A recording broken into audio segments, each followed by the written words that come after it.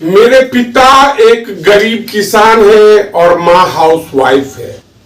किसी तरह हमारे घर का खर्चा चलता था, लेकिन पापा ने कभी भी मुझे ऐसा महसूस नहीं होने दिया जिससे लगे कि मुझे अपनी पढ़ाई छोड़ देनी चाहिए।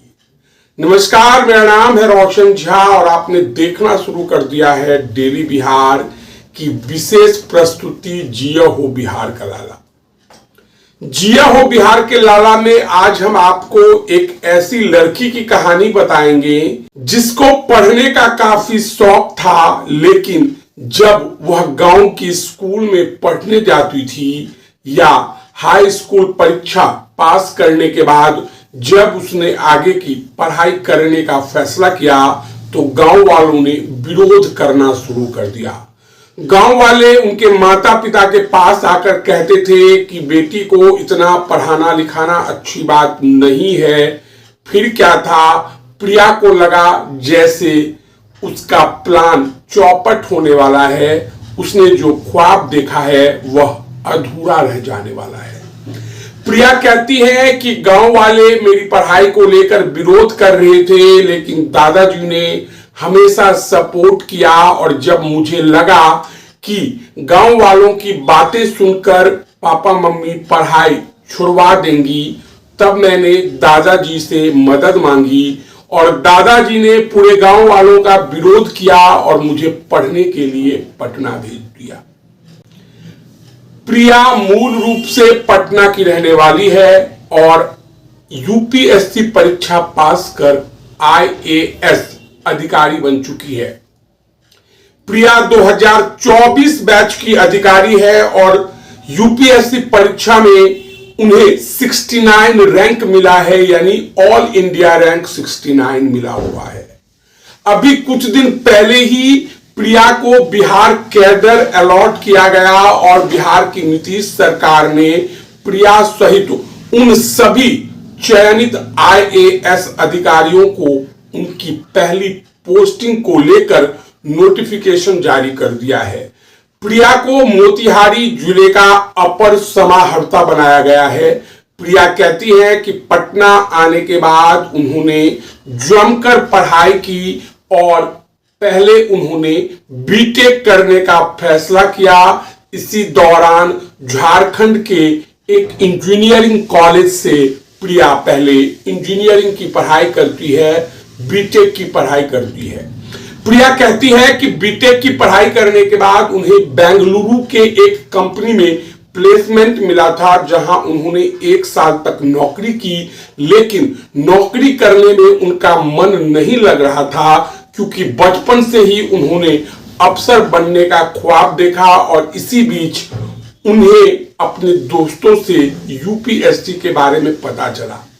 प्रिया जानती थी कि यूपीएससी परीक्षा पास करना कोई बच्चों का खेल नहीं है, इसीलिए प्रिया ने नौकरी छोड़ने का फैसला किया और यूपीएससी की तैयारी करने लगी।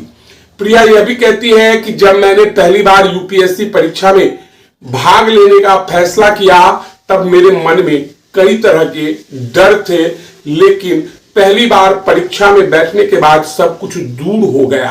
हालांकि पहली बार में प्रिया को सफलता हाथ नहीं लगी। प्रिया ने हिम्मत हारने के बदले फिर से प्रयास किया और दूसरी बार में उन्हें सफलता हाथ लगी, लेकिन रैंक अच्छा नहीं होने के कारण उन्हें आईएएस का ग्रेड नहीं मिल पाया।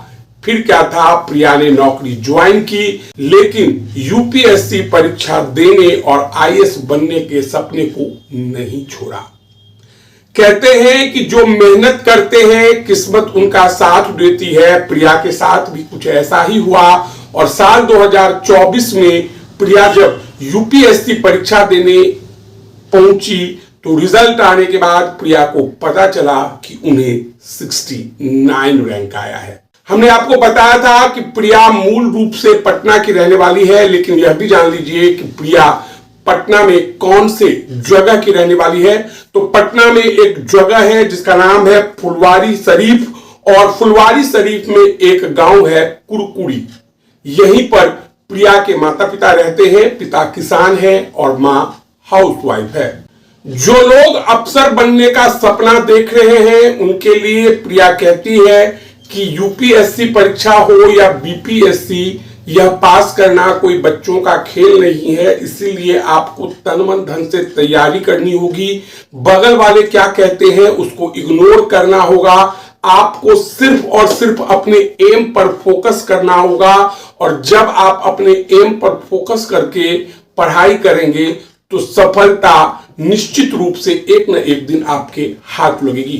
तो आज की इस स्टोरी में हमने आपको बिहार की बेटी, पटना की लाडली प्रिया के बारे में बताया। प्रिया 2024 बैच की आईएएस अधिकारी है और उन्हें बिहार कैडर मिला है, और नीतीश सरकार ने उनकी पहली पोस्टिंग मोतिहारी में अपर समाहर्ता के रूप में किया है। तो जिया हो बिहार के लाला इस श्रृंखला में आज बस इतना ही। अगर आपके पास भी कोई ऐसे शख्स की कहानी है जो आपको लगता है कि हमें दिखाना चाहिए तो हमें जरूर सूचित करें। तो बहरहाल इस वीडियो में इतना ही। अगर आप हमारा ये वीडियो YouTube पर देख रहे हैं तो सब्सक्राइब कर लें, फेसबुक पर देख रहे हैं तो हमारे पेज को लाइक कर दें। धन्यवाद।